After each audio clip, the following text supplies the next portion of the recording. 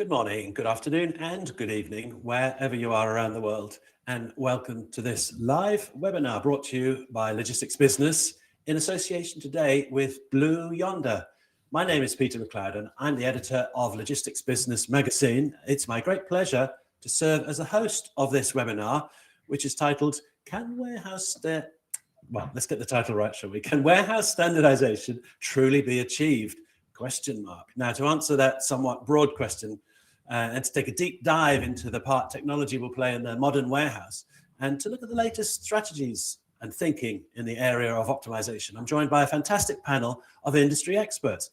Firstly, may I introduce to you Claire Bottle. She's Chief Executive at UK Warehousing Association. Hello, Claire, and welcome to the show. Hi, thank you. And a few words, could you tell us a little bit about your role, or shall I say the role that UKWA plays in the sector? Yeah, sure, thank you. I very much appreciate being invited onto the show. So the UK Warehousing Association is a trade body. We've got 1,000 member companies and we represent those companies through our mission. So we talk about warehousing because, let's face it, people don't talk about warehousing enough. We raise industry standards, build community and help our members. Wonderful. And alongside Claire is Anthony Cottrell. He's VP Global JDA COE at DHL. Hi, Anthony. Thanks for joining us today. Yeah, good afternoon. Anthony, what's your role within the DHL organization? Hi. Yes. Well, in the supply chain business, my role is looking after the warehousing solutions and sort of providing those out to our global business. And we have some 40,000 users plus actually on our systems. So delivering our promise around the world. Yeah.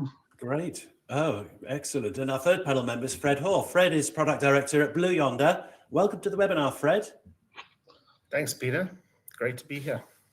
Great to have you with us. Could you please quickly explain to those who may not be aware, what exactly is Blue Yonder and what does it bring to the warehouse sector? Yeah, sure. So Blue Yonder is a software and SaaS services business.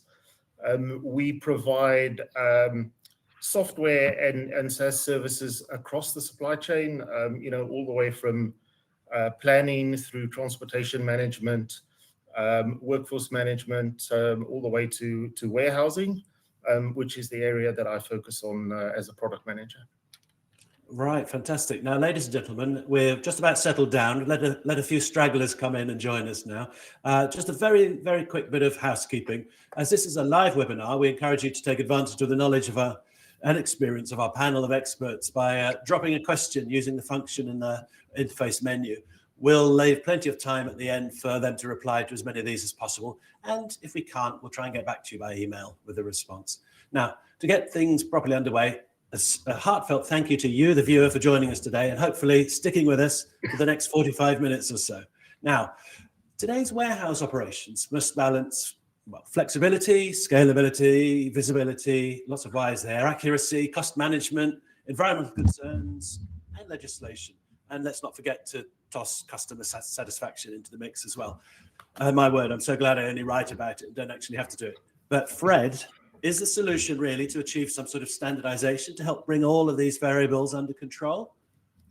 Yeah, Peter, I mean, I think just from an operational perspective within a warehouse, if you can standardize operations as much as possible, that gives you the opportunity to, improve efficiency, reduce things like breakage, ensure you have standard operating procedures to fulfill, customer needs, and all of those kind of things. But it does come with some challenges in that, anyone who's been to more than one warehouse will know that they're all a little bit different. The shape, the size, the equipment that's installed in a warehouse, and all the goods that are being transported through warehouses, never come in the same size box. They're never the same shape. So it does come with some challenges. But if you can standardize procedures, definitely an opportunity to improve efficiency and service levels. I imagine, Claire, you've got a view on this with your membership. They probably range in size, sophistication, and type of operation. Is there an element of standardization across all of those, or is that like an impossible pipe dream? Well, yeah, I think I'm going to have to say it's impossible. If we describe some of the different members that we have at UKWA, the goods that are being stored can range from bulk grain, hazardous chemicals, frozen vaccines, chilled foods, automotive parts, fashion returns. There's such a range of different products, and so many, as many products. There are that many warehouses too. I think Fred's absolutely right there. The point about standardization is that within the four walls of any given warehouse, you want to try and make the activities that take place there as repeatable as possible. And that's always going to give you a productivity dividend. I guess that's probably the case across the DHL real estate as well, Anthony. Yeah, that's absolutely correct. I mean, as Claire says, we've got that many different types of customers. To say that you could standardize across all of them is just impossible, because you have to bear in mind that our customers as well, of course, they're standardizing within their own operations as well. So we're fitting in as part of that overall supply chain. So I guess though it would be more realistic then to optimize efficiency within each individual warehouse rather than sort of forcing identical standards across all verticals. It sounds like we've answered the question that we set out to answer. So let's keep talking, shall we? Okay, so let's start by talking about maybe standardization in the supply chain. Is there perhaps some benefits to be derived from bringing inbound practices together? What do you think about that, Fred? Yeah, I mean, definitely. It does get a little bit difficult, but if you can standardize things like information that is encoded within barcodes, for example, and have standard ways of decoding that information, that can improve, the speed with which you're able to receive items, because you have people just scanning a single barcode that contains standard set of information that can then be used by software like ours to facilitate the receiving process. And if you can work with your suppliers to get them to, at the very least, standardize on the size of shipping containers that they send, whether that's pallets or cartons, where they position the labels, those kind of things go a long way to helping, the operations in the warehouse, because you don't have someone having to turn something around or walk around a pallet looking for a label if they know it's always in the bottom left-hand corner and those kind of things. What part, Anthony, would you say technology plays in the DHL business to help sort of overcome some of those issues when you've got a variety of incoming goods and sizes and shapes and label placements? Well, there's multiple technologies you can bring to the table. Of course, obviously here there's the obvious ones around things like barcodes and things like that. But if you've got cases, for example, you start to use automation for case handling, for example, as one thing. But we also have a lot of like garment work, loose garments. Some of these are just in, to be honest, very large containers, bought in consistently in that manner, but then need to be transferred to hanging stores and things like that. So we've got a really good mixture. But what we tend to find is when working with customers, we try and find standard ways of working with that customer. So you can anticipate what form that is coming in, and when you're configuring your systems to actually be able to handle that particular customer, you're using some standard best practices to actually handle those type of units. So again, because it's so varied, I can't hit the nail on the head. It's everything from from tires to clothes to to controlled drugs or to whatever. All these variations, they have so many different controls around them. But if you're dealing with any one of those in multiple places, you can follow you can follow some standard best practices in those areas. Yeah, if I can just build on that, perhaps, I agree with what you've said, Anthony. And today's supply chains can be really long and complicated with goods coming in from all over the world.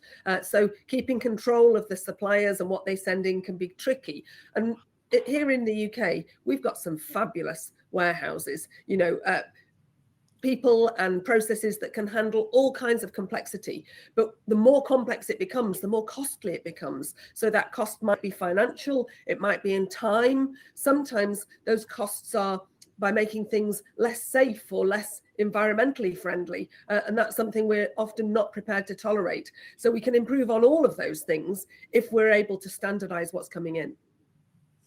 But we also have to retain flexibility as well, of course. Fred, when we talk about flexibility, that sometimes also means that the ability to get returns processed cost efficiently as well. That's a challenge, isn't it?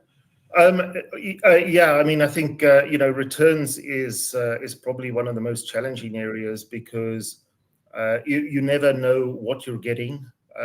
It comes in different shape, size boxes. Sometimes it's consolidated into big containers where lots of things are just lumped together, and then you have to spend time, figuring those things out. And this is where the types of solutions that we provide are able to help kind of streamline those processes. But getting back a little bit to what Anthony and Claire were saying, it also poses a challenge for us, because we need to provide software that is able to be flexible enough to handle all of these different types of processes and complexities, but still simple enough to configure and use without spending huge amounts of time creating custom applications and so on. So yeah, definitely plenty of opportunities for all of these areas where things get really complex to try and simplify things with software solutions and other technology as well. And I guess that interface and the integration is a challenge for all tech suppliers into the warehouse. Where does Blue Yonder sit when it comes to integration? Yeah, I mean, we have a number of tools, a lot of the sort of standard integrations back to ERP type systems, where we're receiving information on orders or shipments that are coming in. But we also have our robotics and automation hub that simplifies our integration to all of the different types of automation that you find in warehouses. And by having these types of tools available, with configurable options and abilities to kind of extend them in simple ways, we try to make that integration picture as simple as we can. But there's always going to be a little bit of work to do, because, as we said earlier, every warehouse is a little bit different. Yes, we're all with relatively different levels of automation and sophistication. Claire, you must have seen changes in the warehouse industry over the years. It's becoming very digital now, isn't it? Oh, absolutely, yes. And I think if you look particularly at fashion supply chains as an example, sometimes the biggest supplier into the fashion warehouse will be the returns flow. As much as 30% of what's sold can be coming back again. We've managed to persuade consumers to adopt a little bit of standardization. So I think, the barcode came in with GS1, didn't it, back in the sort of 70s and 80s, and people are accustomed to the idea that they need to barcode their returns, but still the way that those goods come in, you've got to have pretty high levels of flexibility within the warehouse too.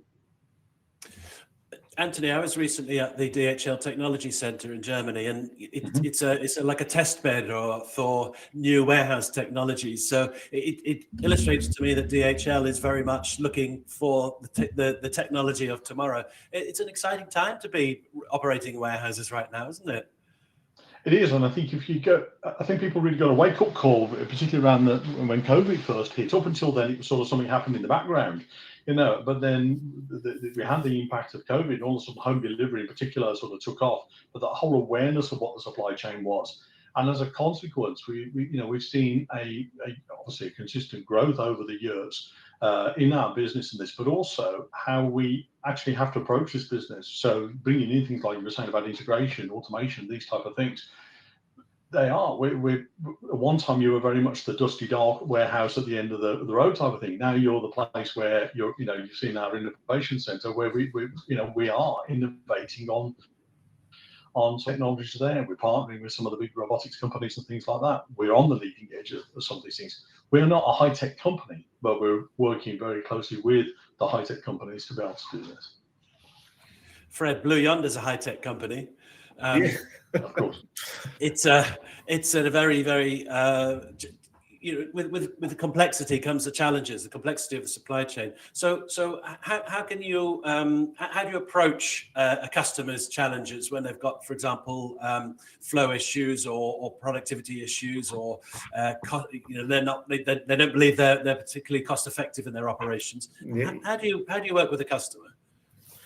Yeah, so I mean, our engagement would typically start with trying to get a better picture of what they're trying to achieve in the warehouse, and analyzing the flows, the workflows, and the processes and the standard operating procedures within the warehouse, and then making recommendations on how we could configure the software, perhaps putting together, some pilot operations just to test out different ways of working, and alongside that, then measuring the productivity, understanding how long it takes to do different pieces of work.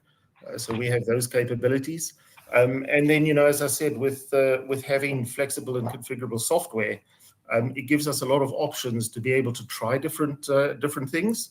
But if you've got expertise, you're typically able to recommend something that is close to a good practice, and set the system up, for those particular parameters, and the types of goods that are going through that operation. And the other thing that we've been a technology company. One of the things that we've been doing a lot over the last few years, well, actually probably 7 or 8 years now, is artificial intelligence. I know it's maybe a little bit of a dirty phrase, and everyone sees it everywhere on a daily basis. But there are lots of opportunities, both on the kind of the optimization machine learning side of AI. To run a lot of analysis on data these days. We have new technologies and computing power that are able enable us to do that, as well as more on the kind of the more agentic AI side, where we're looking at how those agentic processes can change the way that our systems interact with people, the ability to run, analysis and then present the results along with recommendations to people on actions that they could possibly take to improve things in the way they're doing things. So, plenty happening on the technology front, at least from a software perspective. I would say, Claire, woe betide anybody who in the warehouse industry who thinks AI is a threat rather than an opportunity. Is that the attitude amongst your members, would you say? Yeah, I think the history of warehousing shows us that it's always been a hotbed of innovation. I mean, we might not think now that the forklift truck is an innovation, but 100 years ago, they were just sort of coming to the fore. And before that, we were using lifts and hoists and pulleys and human muscle power in order to move goods around. But these days, the structure of our warehouses, the eaves height, the aisle widths, is all designed around that piece of technology. And that's just one example of how warehouses have always been looking to what can we do next, what's going to make things more efficient, safer, better, faster, cheaper. And this is just another example of that, I think. Yeah, you could say the forklift truck was the ultimate in warehouse standardization, I guess, 100 years ago. And I think drove the adoption of palletization and encouraged people also to use containers, which are two of the other types of standardization we see in supply chains today. Anthony, when you graduated from logistics college, AI was a term that wasn't being bandied around. So I'm very interested from the perspective of somebody whose responsibility is to create efficient warehousing. Where do you use AI? Where do you think it can be deployed? Quite a few areas, but first of all, not that old, Peter. I mean, we did have computers when I started. I didn't use an abacus, but no. I mean, you're absolutely right. It wasn't the buzzword. It is now, if you like. But where can we use it? I mean, there's the obvious ones. There's things like the resource planning, for example, helping predict potential bottlenecks in the warehouse, these type of things. But we also use a lot of other areas as well, like in like safety, for example. So we've just talked about the forklifts. It's now having the collision detection type systems built in, these type of things. So that you go to some of these warehouses, very, very fast moving, lots of trucks moving around, robots moving around, etc. And by having these AI-based detection systems built into them, you're actually able to cut down accidents in the warehouse to zero, which is where you need to be. One accident's not acceptable. You've got to be aiming at zero. So using AI in those areas is where we see some really big advances. Other areas are things like the way people are having to work.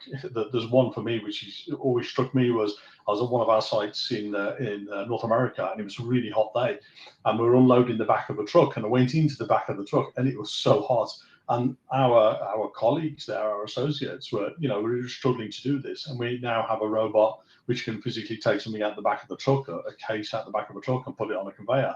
And people people run around saying, "Oh, that's a job."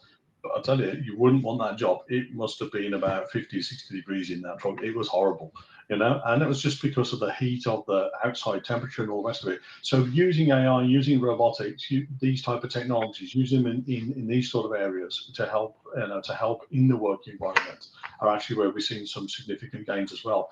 And acceptance. The colleagues are happy to have them. They don't want to be going in the back of that truck. Claire, you're a great campaigner for wellness in the workplace. Can you see AI as a power for the good there? Yeah, absolutely. No, I'm agreeing with you, Anthony. I think the example that Anthony gave was a really good one there. I think I'd also point to the kind of interfaces that we see with large language models these days. It makes it very easy for ordinary people to be able to tap into the expert modeling power of artificial intelligence. Anybody can do it, and it shows also, I think, the importance of digital skills within the warehouse as a workplace. As things become more digital, people are becoming more digitally literate, and certainly, same as you, Anthony, I wouldn't class myself as being old, but there are definitely people who are more digital native than I am. And Fred, of course, warehousing, logistics, it's full of really big long numbers, and that's where AI models can help us to do all the computing. So I guess when you're looking at your customers' operations and you're seeing the sort of scale of them, AI can play a part in helping to smooth things out for them. No, absolutely. And Anthony talked a little bit there about doing using AI for predicting and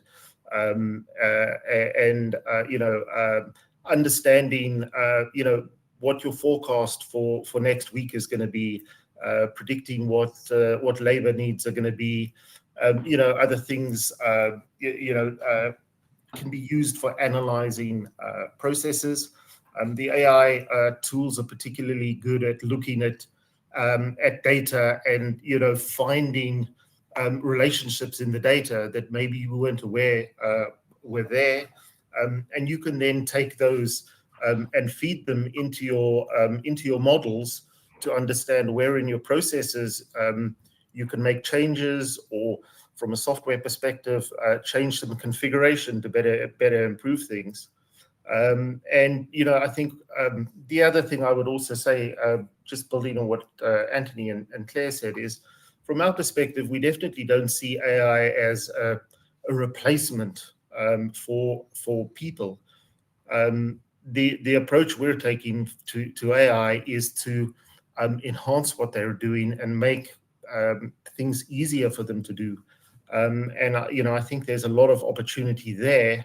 And as Claire said, the younger generation are able to interact with these AI interfaces way better than I am. So I think there's huge opportunity, and I've been in the industry for a fair while, and I haven't seen as much innovation happening in supply chain in the past as I have over the last sort of 3 or 4 years. There just seems to be things happening all over the place, and the pace of technology and change is just phenomenal. What would you say with the customer benefits of deploying AI across the supply chain? Where can they see the gains? A few areas. I've talked about kind of the modeling and the forecasting, and we've got a long history of offering those. But the large language models and the agentic interfaces are providing a way for us to give information to people in a different way. It's the kind of thing where you can adjust the interface based on conditions, on the data that is behind the scenes. And the other big area is in explaining to people why a particular decision has been made or a recommendation is being made. The large language models are able to look at the data and then express the meaning behind that data in a way that is understandable, to anyone. You don't need to have special knowledge or understanding of technology to be able to do those kind of things. Claire, I have to say that, and apologies to Anthony if I offended you for, we didn't have a computer at our school, that was all. But when I first started working and writing about warehousing, the warehouse was treated kind of separately from the yard, and the yard was treated separately from the port side, and the port side separately from what was going on out in the oceans. It feels like in today's connected world, those functions are all now very much smoothly joined together using tech. Is that the have we reached the sort of the optimization of that yet, or do you still think there's further work to be done there? Is that a question to me, Peter? Yes, sorry, it is. Yes. Yes. No, absolutely. I think we were always seeing trade-offs along the supply chain, so where you can optimize one part of it. If you treat that in a silo, you might find there are unintended consequences somewhere else. So, just to give a simple example of a supply chain that I saw, some bean bags were being imported from the Far East, coming into the port of Liverpool, and that's using up a lot of space in the container. What they've ended up doing to optimize the cost of and the environmental impact of the whole supply chain is to import the empty skins and use the warehouse as a facility for filling those bean bags before they get distributed within the UK. So if you have that sort of systems thinking approach, you can definitely see some improvements there, as I say, both environmentally, financially, and in terms of the use of space and time. And going back to what Fred was talking about with Blue Yonder, it's the availability of data that helps you to spot those patterns and be able to find ways that you can optimize across the system, because it is quite tricky when you've got different activities taking place in different countries around the world. It's quite awkward to try and picture all of that in your own mind, whereas if you can use the data as a basis, you're more likely to be able to find the opportunities. And Anthony, DHL, end to end, there's tremendous complexity there. How's would you say is technology helping your business to keep everything a little bit more joined up than it ever was before? I mean, you're quite right there, Peter. I mean, we cover everything from the freight forwarding, parcel shipments, package shipments, and of course the warehousing. I mean, working with all those components together. So if we look at some of our customers, for example, multinational customers who are running truly global operations themselves, providing them the visibility of what's going on across that landscape. It's not just visibility, but it's often just bundled as that.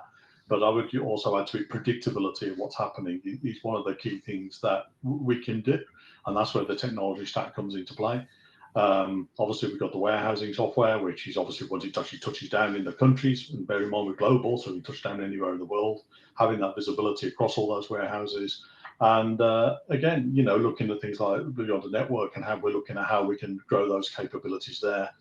But what's also interesting is actually having discussions with our customers as well and seeing how we can work with them on these type of solutions where we talk about AI solutions, predictive analytics, or where we actually work hand in hand with our customers, where we can offer solutions jointly, which they can't achieve in their own, we can't achieve on our own, but together the sum of the parts actually becomes a whole lot more. So I think it's a really exciting time to be here, because you're limited by your imagination, not by the technology at the moment.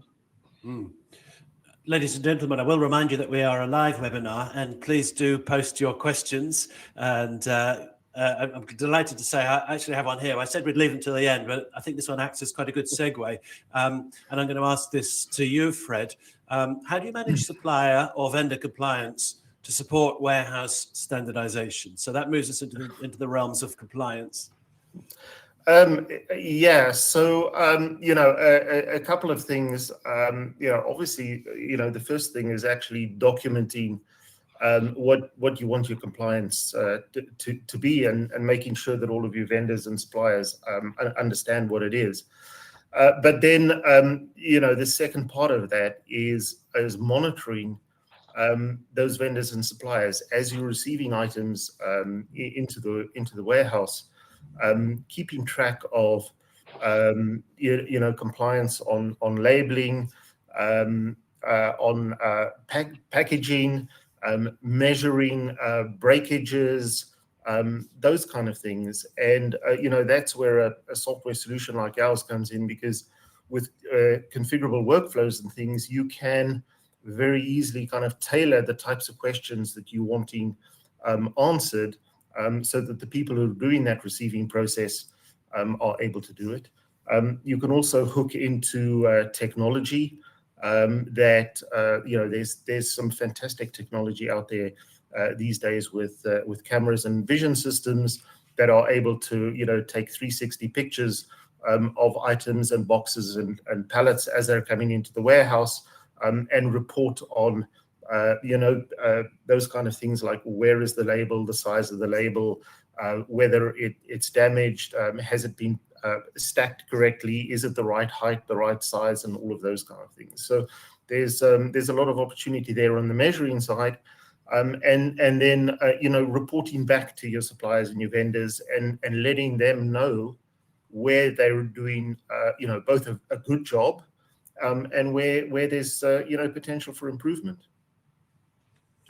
And Claire, I guess your members have various complexities of products that they are handling. So, we've got pharma, we'd have food, we'd have frozen, and with that comes a whole set of regulations and governance issues there.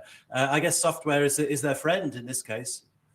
Yeah, absolutely. Being able to manage those enormous data lakes and actually extract something useful out of all that information, it can be very useful. And I'm delighted to say I've got another question that's just arrived. I'm going to ask this one to Anthony. Should 3PL warehouse operators look to use the same automation in all their DCs? I can understand the benefits, a single supplier of automation. But where do you sit on that one? That's a very good question. I mean, but again, you're not necessarily using the same automation for all of your customers. So, it's well known that we've got quite a fleet of locust spots, for example, which we actually use in a lot of our facilities. But we've also got a lot of other vendors. So I'm not calling them out above any other. I'll be clear about that. But, it depends on what it is you're actually handling. We do try and standardize on our vendors with robotics, just like we do, in a lot of our other products. We don't have one of everything in our landscape. We try and keep away from that. But you've got to bear in mind, robotics are serving the operation in a way of meeting a particular process. You don't have them for the fun of it. They're there to do a particular job.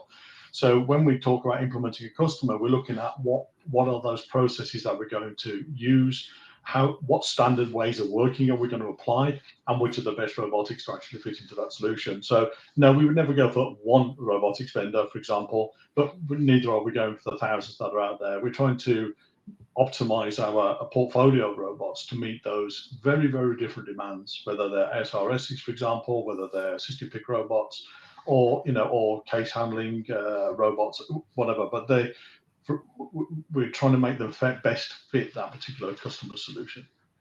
If I could just add to that, I agree completely, Anthony. And I think what's really interesting about the landscape of robotics availability now for warehouses is that you don't actually have to implement the same thing across all of your DCs. You don't even have to implement something that covers the whole of one DC. You can do very small pilots. So for any SMEs that are out there watching this webinar, you might be thinking, oh, well, DHL, it's fine for them because it's a big company, they've got deep pockets and they can get involved in automation. I think worldwide, only about 15% of warehouses are using this kind of automation, but the adoption ought to be faster. The government's really keen for us to adopt robotics more quickly in warehousing. And there are lots of great ways of being able to trial it out on a sort of smaller pilot basis. You don't necessarily have to go the whole hog right from the start. I fully agree with you there, Claire. I mean, obviously, if you've got the very big ASRSs, they're seven-figure investments. That's a given. But they're right. There's lots of smaller robotics implementations. I wouldn't say smaller companies, but smaller implementations you can do, really quite cost effectively. Fred, from Blue Yonder's perspective, what does implementation look like when we don't have standardized interfaces with a lot of the automation that sits across the industry? Yeah. So what are the complications that come with that? Well, obviously the first complication is that all of the different vendors have their own standards and ways that you communicate with them. So from a software perspective, we have to have a lot of flexibility in the way that we communicate with the different vendors. And what we try to do though is for the different types of equipment. So let's take ASRS as an example. The types of workflows that you would have when you're interacting with an ASRS would typically be the same regardless of the vendor. It's just the message format and the way that you communicate with it that would be different. So, our approach is to define a standard set of workflows for all of the different types of automation, ASRS, high-speed sorters, the locust robots that Anthony was talking about, AGVs, all of these different types of automated equipment. We define kind of standard workflows with some configurability around them, and then we have different interfaces to all of the different vendors, and again with some configurability because you sometimes have to pass extra information to them. Perhaps one vendor is printing labels and you need to pass extra information because they print labels, but another vendor doesn't print the labels and we have to print the labels. So you need some flexibility around that. But that's our approach: standard workflows with configurable interfaces. A member of our audience, Webami, is asking, how do you handle exceptions or unique processes if you stick to a single system? Not sure who I can ask that to. Anybody want to stick a hand up and answer that one? Oh, I can have a stab at it. Yeah, certainly. So you're talking here about exceptions to the process, I presume. So you have a standard process, and then a customer wants to add something to it, as opposed to an exception, something's broken when it comes in and doesn't meet what you're expecting. Those two being two different scenarios. But if let's say, for example, we have to modify a particular process because something changes on the customer supply chain, then having software that we can configure rather than have to get bespoke change is very important to us. That's why we use the Blue Yonder WMS. It allows us to actually be able to go in there and configure relatively easily to be able to adopt to those situations. It also, for me, when we talked about compliance earlier, this is quite important for us as well, because obviously if you take like life science and healthcare, for example, foodstuffs, etc., being so regulatory in terms of how they're processed.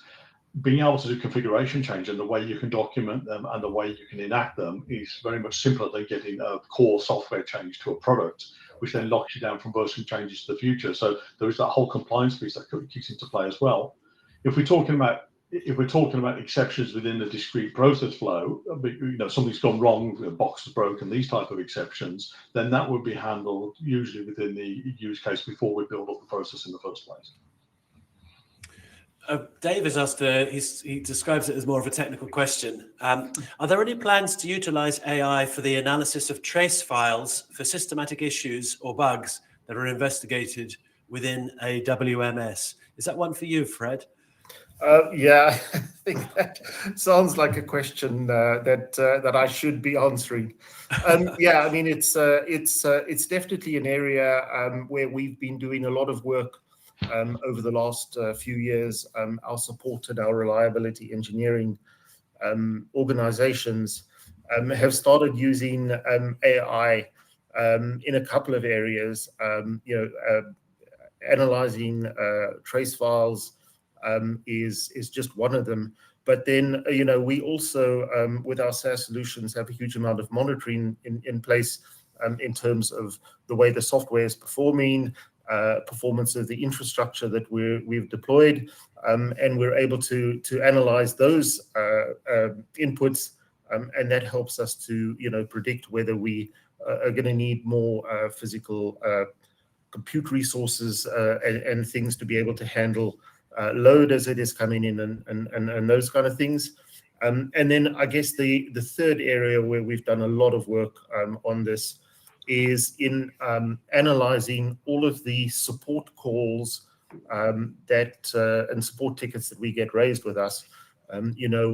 Across our customer base, we have all manner of questions. Some of them are related to problems with not being able to do something. Some of them are just questions that people are asking about, what might be a best process or how to configure a system, those kind of things. So we're feeding those into AI and getting really detailed information out around kind of root cause analysis, common questions that are coming out and what the responses to those questions should be.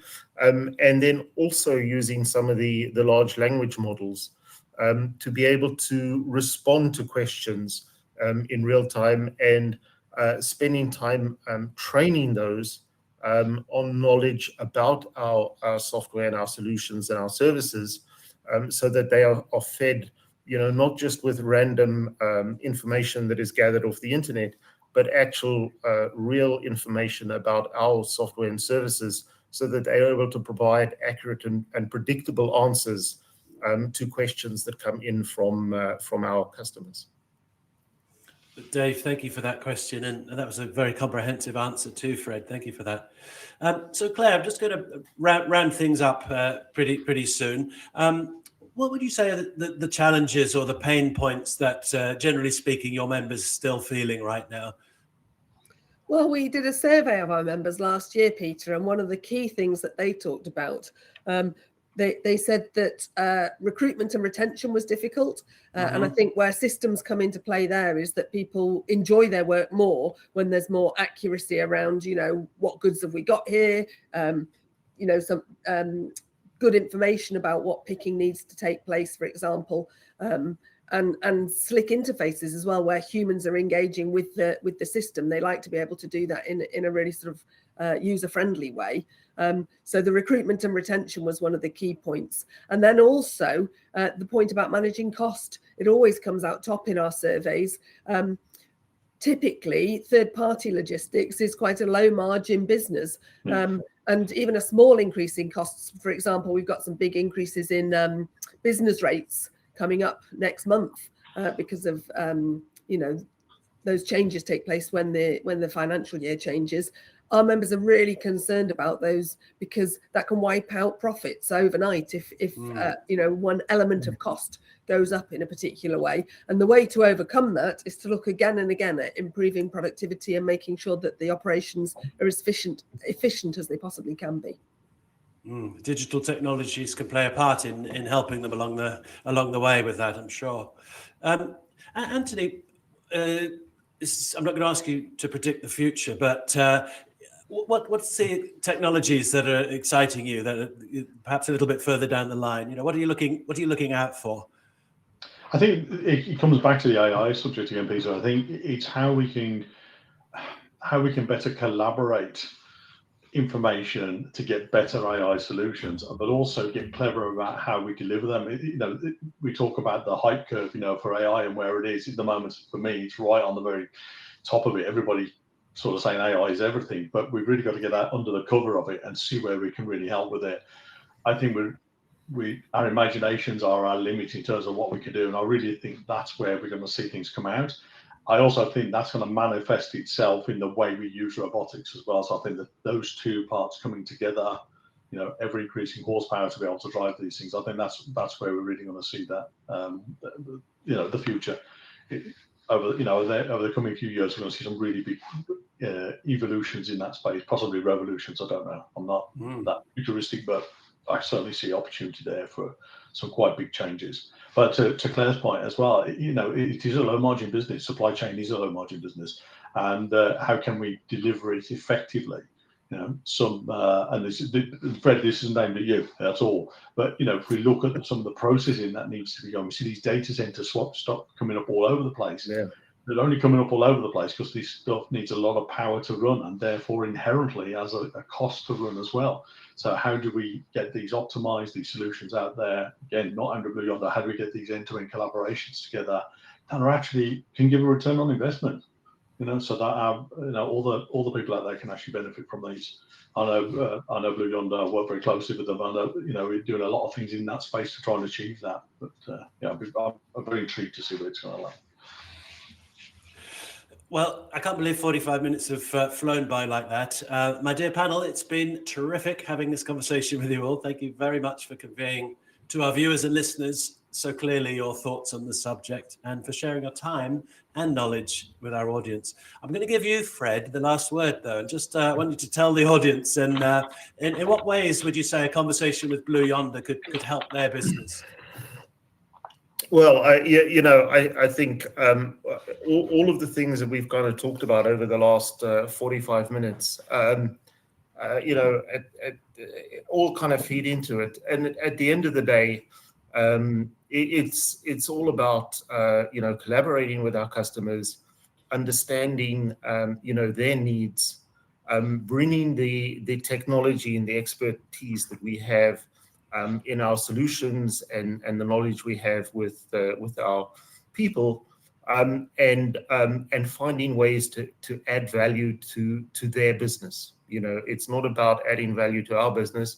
We wouldn't be able to sell any of our software services if we weren't adding value to their business. So that's kind of the approach, and bringing the technology. We spend a lot of time looking at new technology, investigating new technology. Some of it works out, some of it doesn't work out. But the key is to keep on innovating and working with people to get that value.